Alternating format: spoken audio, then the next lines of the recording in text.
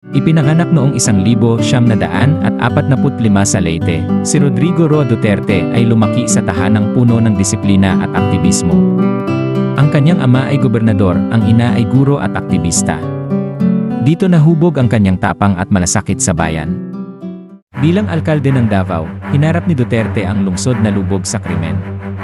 Ang kanyang tugon, mahigpit na pamumuno, walang takot na operasyon, at bansag na The Punisher. Para sa ilan, siya ang tagapagligtas. Para sa iba, siya ang mukha ng takot. Taong 2016 na, sumabog ang pangalan ni Duterte sa buong bansa. Ang kanyang pangako, tapusin ang droga, tapusin ang korupsyon, ibalik ang kaayusan. Milyon ang sumuporta, at siya ang naging kauna-unahang pangulo mula Mindanao. Nagsimula ang giyera kontra droga. Bumaba ang krimen, ngunit libo ang nasawi. Para sa kanyang mga taga-suporta, siya ang tagapagligtas. Para sa mga kritiko, siya ay diktador.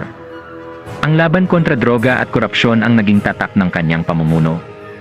Noong Marso 2025, inaresto si Rodrigo Duterte at dinala sa The Hague.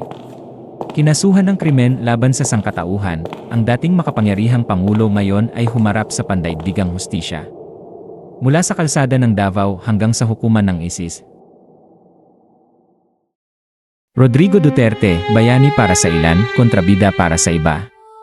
Ang kanyang pamana ay nakaukit sa tagumpay at sugat.